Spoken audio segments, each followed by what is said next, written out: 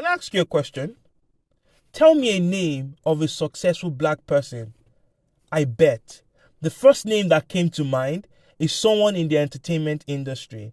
And that is understandable because these are the examples of black success that we see on TV and on our social media feeds. However, all around us are examples of black success.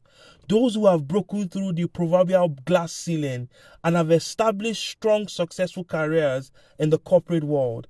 On today's episode, I will be speaking to such an example, Lolu Olufemi, a first-generation Scottish Nigerian who has risen through the people consulting team at KPMG as a senior manager. Let's get into the conversation.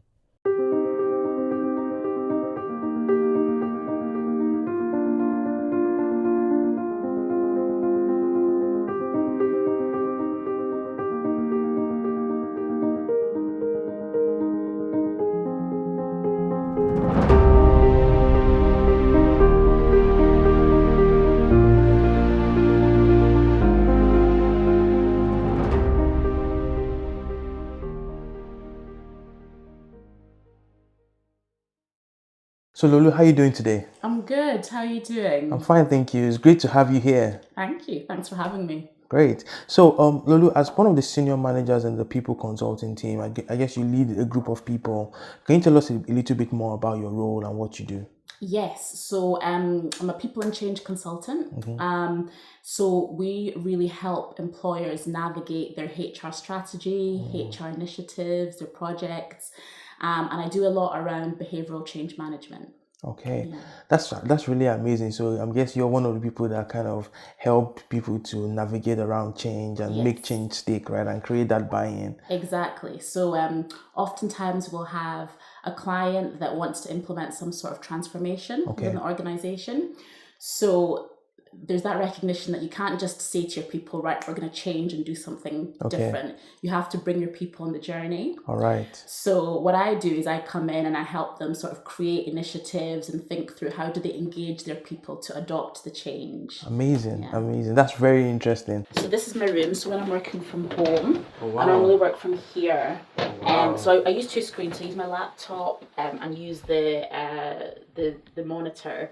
I find it difficult when I'm just working from one, so it's quite nice to be able to switch between the two. I completely understand. Yeah. So wonderful setup, office away from office, right? Yeah, so see, when COVID hit and we started working from home, it was quite, because I already had a big desk. I had my old law books, which you'll see here, which I'm using as something to lift my laptop. So it's actually been quite fine for me. And I know that hasn't been the story for everyone. You know, their home setup hasn't been that great, but I've been really blessed with that. So I switch my time between the office and home as well. So I can do that quite easily. So sometimes I'm here, sometimes I'm in the office in Aberdeen. Okay. Sometimes I'm in the office in London. And how far is your office from so here? From here, it's about 20 minutes drive, thereabouts, so it's not far. You're very fortunate. Yeah. You're well nested, right? Yeah, so it's a good location. Amazing. One of the key things that stands out is, first of all, you grew up in Scotland, right? I did. But we're gonna go into that in a bit. So, Lolu suggests that you have a very Nigerian name. What's the full meaning? So, Lolu is short for Ife Loluwa, which means God is love. Okay. So it's a Yoruba name. Yes. So in Nigeria, there's lots of languages, and Yoruba is one of the main languages, one of the three main languages. So so I've always been known by Lolu. Yes. As you can imagine, growing up in Scotland, it was quite an unusual name. So I was born in Nigeria. Okay. But grew up in Scotland. So my family, we actually moved to the UK when I was very young. Okay. And we actually started off in Wales. Oh, wow. So my dad came over to do a PhD. Okay. And my mum and myself, we came to join him. And then as we were here in the UK, my sisters came along. So I have two sisters, so I'm one of three siblings.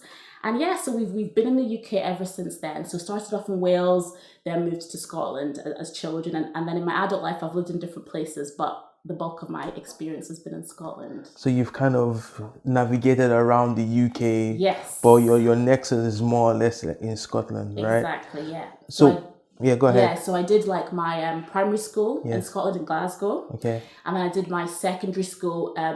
So part of my primary school I did in Glasgow, part I did in Aberdeen, in the northeast of Scotland, and then all of my secondary school I did in Aberdeen. I mean, when you're in your meeting room, right? Yeah. And you have the lovely hybrid meeting. Yeah, so some of our meeting rooms are kitted out with hybrid meeting equipment. So it means that we can bring our laptops in, plug in, and we can have a hybrid meeting, So it's really good. So, when there are a number of people in a room, they can connect with somebody who's maybe dialing in from another location. What's the day in the life of a Scottish woman, as a black Scottish woman? What's been your experience growing up in Scotland? Okay, yes. So, when I went to school, so as a kid, me and so I've got two sisters, and I was at school at the same time as one of them. So when we were in school, we were pretty much the only black kids in our school. It was only towards the end that another black family moved in. Okay. So, I'm very used to navigating spaces where there aren't many black people or any black people, And in some ways, I actually see that as a blessing. I've been able to sort of navigate different types of communities quite well because I grew up in a predominantly white area. Okay. So growing up in Scotland, had my family there.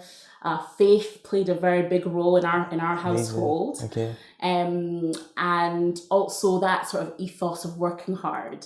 So got Nigerian parents, and they're very much like, it's really important to work hard. So I always grew up with that mentality. Yes.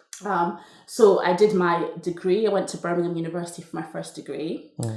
And, I got to the end of my course, and I started to think, what should I actually do as a career? And so the big four, they call them the big four professional services firms. It's KPMG, Deloitte, Ernst & Young, and PwC. They advertised really heavily in my university. So I thought, okay, let me apply to this big four. They advertised really heavily. So I got a job at PwC, and that's how I really started my professional career. Okay. So I've pretty much worked in professional services since then. Okay. Worked for a few different firms, and now I'm at KPMG. So a day in the life for me typically, we're now sort of in this sort of post-COVID world. I mean, COVID is still very much here, but we're sort of navigating life, after lockdowns and things like that. So for me, on any given day, I will either be in the office, working at home, or working at my client's office. So one of the three. And so in terms of the work that I do, it might either be like a change project, or it might be a learning project where I'm building some learning for a client, or anything to do with their HR strategy. And I work on a couple of projects at the same time. That's sort of quite new for me as I've got into being a senior manager. So before I would tend to focus on one project. So now I'm working across a couple of different projects. So one of the projects I'm working on right now is I'm building a piece of learning for a client. So they wanted me to help with building some crisis management training for their people. So with that, I had a series of sessions with some of their key stakeholders to understand their crisis management process, and then had to basically take that and translate that in a way that sort of makes it easy for people to understand. Okay. So what I would do is I would sort of build out the training and then keep testing that with the client to see if it's what they want, and then build out some more, etc., until we build out a learning program that is fit for their people.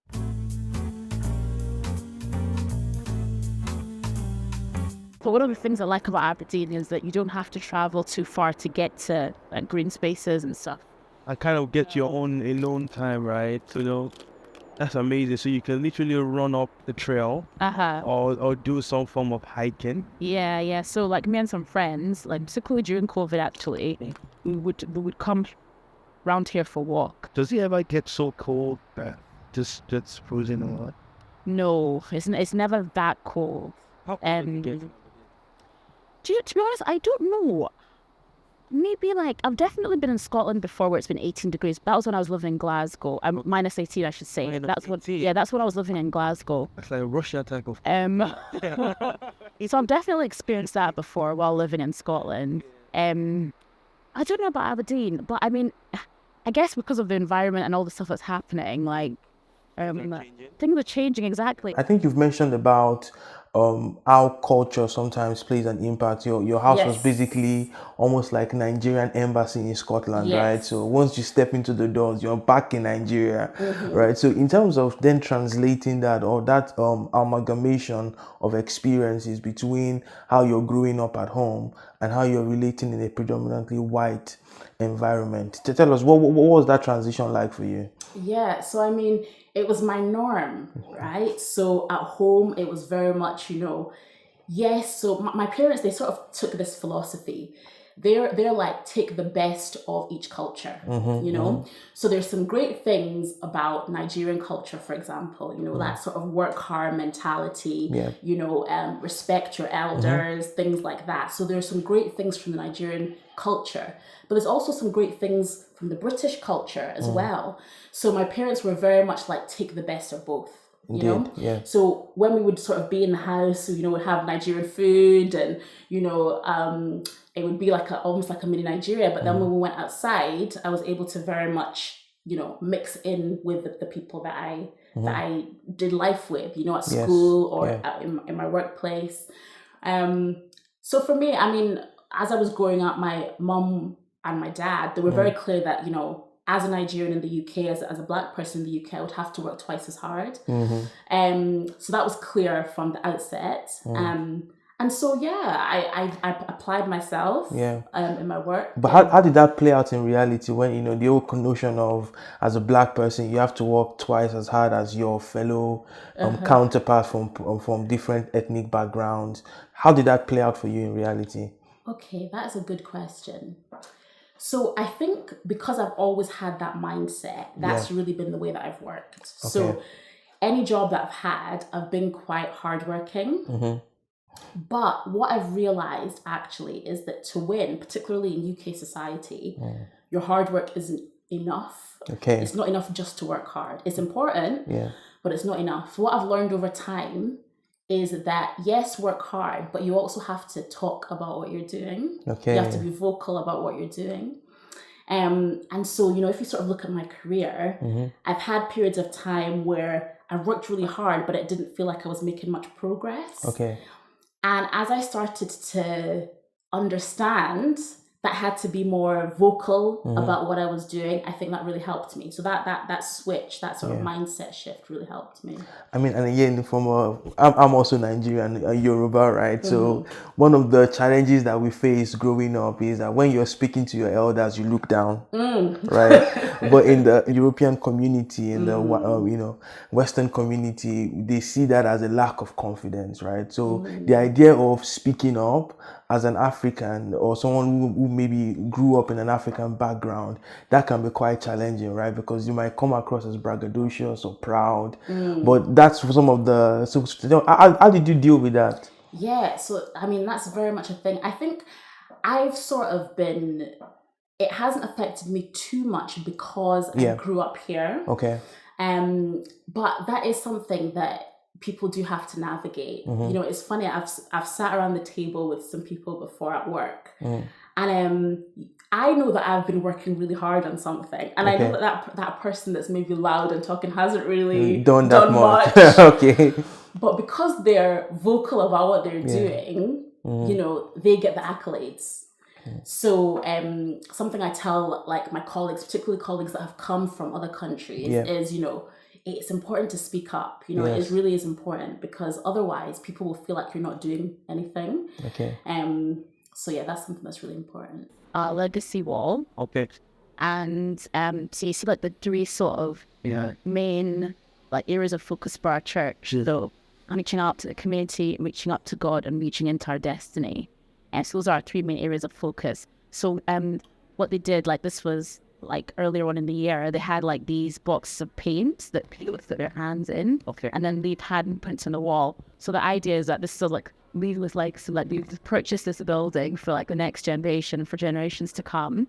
So it's like giving a legacy. Yeah, exactly.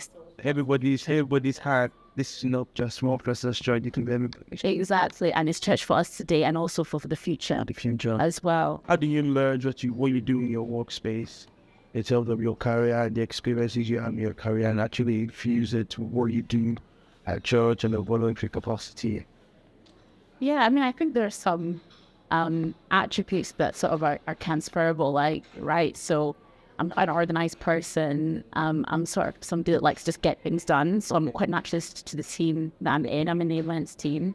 And we're very much like, we're just hands-on, have to get things done, roll up your sleeves, get on with it. And so I'm kind of like that at work. So I'm able to use that in service at church. So that helps. I also help every so often with our church news. So we do a media presentation of our church news. So sometimes I'll be one of the presenters for that. So I like public speaking. I like all that sort of stuff. So yeah, I get to use my skills in both places, in the workplace and in church. All right. See, you have that charisma, right? Yeah. Let's dive a little bit more. So in terms of some of your challenges, going up the career ladder, what was that like for you, especially living, in Scotland, where I know there's an emerging Black community in Scotland. So, but what was that experience like for you? Yes. So my career has been quite interesting. So I'm based in Scotland now, and I was based in Scotland as a child, but in between I've lived in a couple of different places. So I lived in Southampton for a couple of years, lived in London for some time.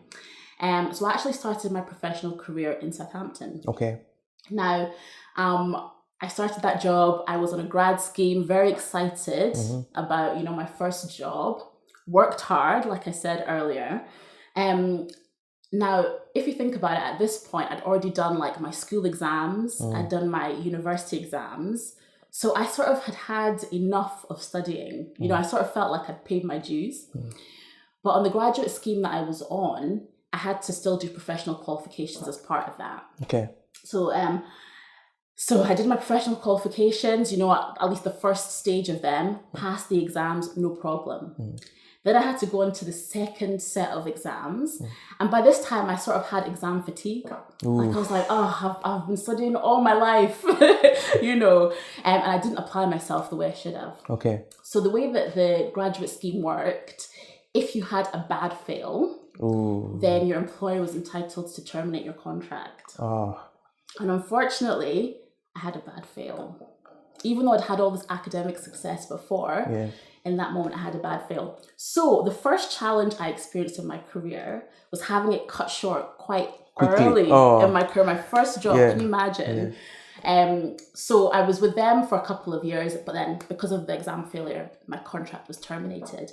But thank God, things turned around quite quickly. Yes. So I got another job. So this time with another firm in the Big Four, and resat my exams, passed them, and then carried on with my career. So that was quite a big challenge for your first job to have to face that. I mean, it's definitely an humbling experience, right? To go through something like that, and especially when you've been experiencing success in the past, to put you back and then center you, and then that, okay, you know what, I need to make sure that I'm on top of things every time. So in terms of what did you learn from that experience, and how did you feel that has helped you growing up the career ladder? Yeah. So what I've definitely learned is you can't rest on your laurels. You have to keep pushing to move forward. That is definitely a lesson I've learned. If you want success, you have to keep pushing. You have to keep applying yourself. You have to keep, making the most of the opportunities that come your way, because otherwise, things aren't going to happen for you. Success isn't just going to fall from the sky. Indeed. So it was a lesson I learned early, but it was a good lesson to learn, because even now I'm a senior manager, but I recognize that if I want to be successful in my career, I still have to apply myself. I still have to put my hand up for this opportunity or that opportunity to show that I can take on more and that I'm able to progress, you know. So you still have to have that drive. Indeed. So, I mean, that's what a growth mindset is all about, right? Always knowing that there are developmental areas. And PwC will call them developmental areas, not weaknesses, right? You know that you can get better at and you can grow. But is there a particular period in your career, a scenario that you can recall where you faced maybe some form of stagnation or challenge, where you felt like, what's going on? More or less like you felt like there was a glass ceiling that you needed to break through. What was that experience like? What was that? Yes. So when I got to manager grade, I was very happy being a manager. You know, did my work and enjoyed the work. And actually, so this is when I moved back to Aberdeen. So I'd been living in London before this, moved back to Aberdeen. And so for the first couple of years, totally fine. And then I started to want more. You know, I wanted to be promoted. I wanted to move up the ladder. And, you know, so with my manager, we would, you know, talk about my objectives and, you know, we would agree, okay, I needed to do X, Y, Z, and then promotion would be a possibility. But it never happened. And, you know, we would go from year to year, have the same conversation, and it still didn't happen. And we're getting to like 5 years in, and it's like, what's going on? So you can imagine that, you know, when you want something like that and it's not happening, it can be really demotivating. And it affected my performance. And it was a really difficult time. Did they tell you why? Every year there was a reason. There's always a reason. There's always a reason. Yeah, I mean, it's understandable, right? You know? But how did you manage it? What was your approach? How did you navigate that? Yeah, it was tough. It was difficult to manage because, you know, particularly if you feel like you're doing what has been required of you, but then at the end of the year you find out that actually it hasn't quite hit the mark. So it was difficult. There's a few reflections I have on that time. So for example, at that time, I think I would only meet with my performance manager every so often. I've corrected that now. Now I meet with my performance manager every single month. Oh wow, that's, you know, so very different. Being proactive. Yeah. You know, so when I reflect on that time, there were some things I could have done differently like that. And something else as well is, you know, I recognize now that, you know, when you're working for somebody more senior, really what you need to be doing is thinking, how can I make their life easier? What's their agenda? How can I sort of take work off their plate to make their life easier? Whereas I think at that time, I didn't quite have that mindset. I was more like, I just need to get this work done. Rather than thinking about actually, what are the strategic things that the person I'm working for needs me to get done? You know? So lots of learning from that period. But you know, I pivoted. So I was doing that. So I used to be a tax advisor, very different to what I'm doing now. And I enjoyed that time, but I definitely got to a stage where I realized that actually I needed to do something that I think I felt more connected with, it was more meaningful for me. So so it began that period of starting to explore what else might be out there. The joy with working in professional services is that there are so many services that we provide to clients, and there's so many different departments and service lines. And so, I just started to look around to see what else there was within the firm, and got connected with the people consulting team because I had been doing some sort of side of desk people work alongside my role prior to that, and really felt like actually I wanted to do more in the people space. And then, so through a series of conversations and then doing an interview with that team, I then moved into people consulting. And it was a very different experience to the experience I had before, because now I really felt connected with what I was doing. I felt like it was meaningful. And actually, my experience before sort of informed the work that I was doing, that I am doing now. Because, you know, because I'd had that challenging experience of trying to navigate my career before, I really felt like, okay, in the work that I'm doing now, I want to help people get the best out of their work. You know, I really want to help employers create a good workplace for their people. And so I've been in people consulting ever since then, and very quickly moved up the ranks. So it's interesting, you know, the difference in experience. I really thank God for that time that I did have as a tax advisor, and it was important.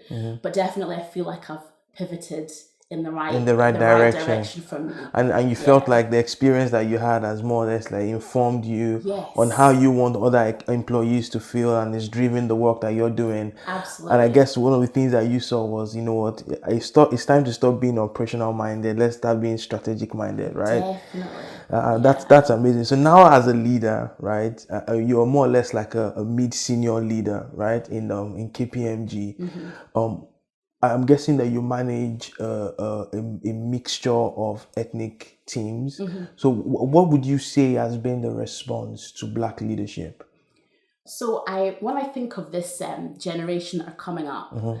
I think that they are having a very different experience to the experience that I had when I was coming up. Mm-hmm. So I mean, for years, up until very recently, actually, I've never had a Black boss. I'd never worked for a Black senior leader before. It's only recently that that's changed. Oh, wow. So when I think about this new generation coming up, that's going to be the norm for them. Mm-hmm. You know, working for a Black leader. And it's exciting. You know, we see more and more people. I mean, a lot still needs to be done in terms of getting Black people into senior roles. There's a lot still to do, but we are starting to see some improvement. So when I work with the teams that I work with, so my work is project-based. Yeah. So for each project, I'll be working with a different team. Okay. And what I really try and do is I really try and create like an inclusive environment. Okay. I try and present myself as being approachable. Okay. I want to understand what the motivations are for the people in my team, so that we can make sure we're giving them the right sorts of work, that they're engaged with what they're doing. Okay. And yeah, I try to lead by example as well. I try to exhibit good behavior so that they feel like they're in a safe environment to work in. Okay. Do you get cultural clashes from your interaction? So I'm guessing you more or less take the role as a project manager, managing a team, different teams. Do you find in your team dynamics that you get some cultural clashes, even in terms of communication and understanding? So it's possible that from your own personal experience. Yeah, it's possible that when people know that they're gonna be led by somebody that's Black, it's possible that they might have concerns. Okay. You know, maybe about, you know, if there might be cultural differences or things like that. I mean, they don't voice it to me if they do have those concerns, but it is possible. Yeah. And you know, to that I would say it's really important for people to be open-minded. Okay. So there's data that shows that actually, if you have diverse teams, as a team, you're more innovative. Yes. You're more successful as a team. Yes. There's something about bringing different ideas and different backgrounds, different perspectives to a piece of work, which makes it richer. Mm-hmm. So, I mean, that's what I would say if there are ever concerns. I think because I grew up in Scotland, it's possible that I maybe don't notice things because I'm just always used to being in an environment where there's not many Black people. Okay. So it's possible that also plays into my perception of how it is with my team. Yeah. As a senior manager, you have experience working with diverse teams from a project capacity. Are there any misconceptions that you kind of face as a Black leader? Misconceptions. Okay. Okay, well, I guess the first thing to say is that, you know, it's important as a leader that you provide a safe environment for people. Okay. So I try to make sure that people that work with me, you know, feel safe, they feel like they've got a voice, they feel like they can contribute. I think that's really important. It's really important that as a team, you know you can work together and you know that your contribution matters. And you know, it's informed by my previous experiences, right? So I've had experiences in the past. I remember a particular experience where this was years and years ago. I was part of a team, and the person that led that team was asking for some suggestions. We were trying to solve a particular problem for our team. And so they were looking for some suggestions. I gave my suggestion. Okay. And rather than them taking up, you know, what I had suggested, which was a good suggestion, I might add. Okay. Rather than them taking that up, they turned to someone else in the team who wasn't Black and wasn't a woman. Okay. And they said that person should go in and look into it. Okay. And come back with their view on how we should solve this issue.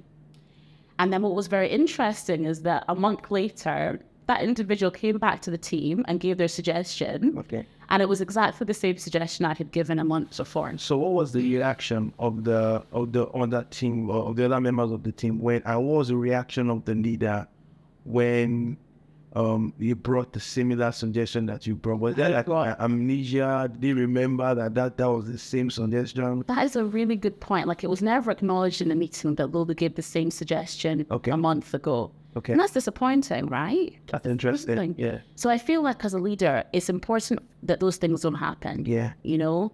So I try and create that environment for the people that work with me. In terms of misconceptions, I have seen situations where maybe somebody's been leading, so a Black person has been leading, and they've been undermined. Maybe the person, rather than the people that they're leading, rather than just accepting their word for whatever it is that they're putting forward, they go and ask someone else or go above them. And so when I've been in situations where I've seen that happen, I've really made it a priority to support that leader. Okay. It's really important to make it clear that, hey, this is a credible person. This is the person that has been put in position to lead your team. Okay, so that's something that you've experienced personally? For me personally, no, I haven't experienced it. Why do you think so? Why? Maybe there's something about my leadership style, maybe. I wonder. Maybe you scare them a lot. No, I'm not a scary person. But I think I'm quite like, I was quite academic growing up, right? Yeah. So when I'm put onto a project, it's very much like execution mode. Okay. Let's get this thing done. Okay. So I think because I come in with that energy, I mean, I'm still very much like, we're in this together, and I provide that. But I am very much like, let's get this thing done. Let's cross our T's, dot our I's. So maybe because I come in with that energy, there's no time to undermine, because we're just trying to get the thing done. That's it. I maybe don't even notice. Yeah. Because I'm very much like, okay, guys, we need to make this deadline. We need to work together. So, but not everybody has that energy, But for me, yeah, that's my experience. Okay. But what would you say are your motivators are? What has kind of like kept you inspired? I know your experience is key, but what are the other influences in your life? Yeah.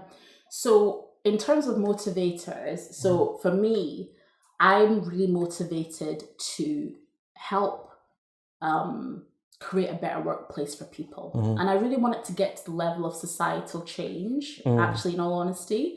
So, there's a lot of talk at the moment about ESG, about how employers and companies need to focus on what they're doing for the environment, what they're doing from a social standpoint within their organization, outside their organization, and also what they're doing from a governance standpoint. And so the work that I do really firmly fits into the S of that, the social side, thinking about how do you treat, as an employer, how do you treat your people? What environment do you create for them? So in the work that I do, I do sort of general people and change consulting, but I also co-lead our inclusion, diversity and equity proposition to clients, helping clients think about how can they create a more inclusive environment. So for me, I really sort of see a bit of a higher purpose with my work, which is amazing. Because I definitely understand the difference it can make. When you have a good workplace, it can filter into so much of your life. When you have a good working experience, it can filter into so much of your life. So for me, that's really a drive for me. There's also the other element of my faith, which I spoke about earlier. So, growing up in the household that I grew up in, there was always this thing of your hard work alone is not enough. It's really important to sort of connect with your creator and really sort of tap into his purpose for your life. So for me, I sort of have that, I recognize that I've got a purpose. And because of that, I want to make sure that the work that I'm doing, the relationships that I have, are all geared towards doing right by people, doing good in the world, making people's lives better. So those are really my drivers, I would say. That's amazing. I don't know if you read the 7 Habits of highly successful people. Right at the end of the book, the inscription they wrote was that there is so far a human being can go without connection to divinity. So I do agree that faith plays a very key part in terms of motivation.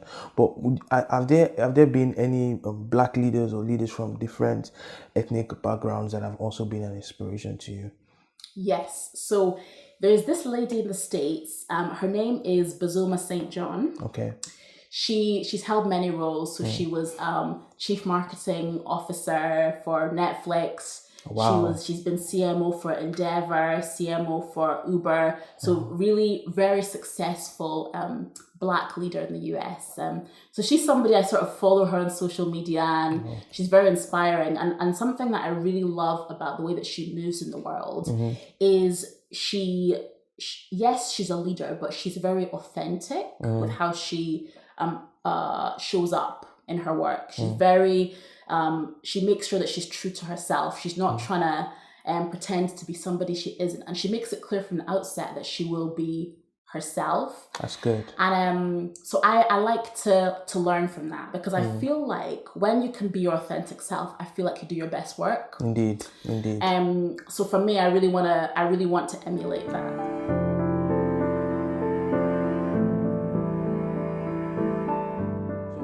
What would be your advice to budding Black leaders? So if you think of yourself in retrospect, maybe 10 years ago or 20 years ago, what would you advise yourself today? Oh, what would I advise myself, or what would I advise budding Black leaders? There's definitely two things that come to mind for me on that. So the first is, it's really important to find either something in the work that you're doing or in your workplace that you can really engage with. It's really important. And actually, I think when I reflect back on my career, when I found something I could really engage with, I think that's when things really changed for me. So, I spoke earlier about how before I moved into people consulting, I was already doing some side of desk activity in the people space. And I was working with HR to look at how could we increase our inclusion and diversity, within the tax team. And I really got a lot out of that. And because I got a lot out of the work that I was doing, I think it really helped me to just feel more connected to work in general. So I think if people can find something, either in the work that they do or in their workplace, that they can really engage with, I think they show up to work with a different energy. Okay. So that's the first thing. Second thing is, it's really important to have a sponsor. So, we talk a lot about mentorship, and having somebody more senior that can sort of guide you. And that's important. But there's also the piece around who is the person that has the seat at the table, or who is the person that's in the room that can speak about you on your behalf. I think often with Black professionals, that's where things fall down. So they're working really hard, but they don't have somebody in the room that's speaking on their behalf, that's advocating for their career progression. So what I would really encourage young Black professionals is to find somebody in your workplace, somebody more senior, that can really speak up for you, behind the scenes, that can really talk about how great you're doing. And so it means that you have to do a great job, first of all. You don't want them to lie.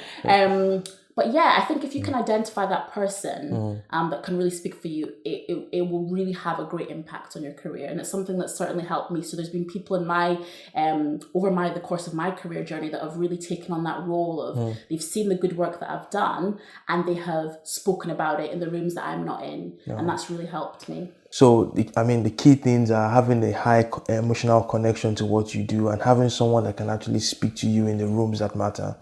Speak for you. Yeah, exactly. Absolutely. Lolu, this has been an amazing conversation. I believe that many people will be inspired by this. Great to have you on the show. Thank you.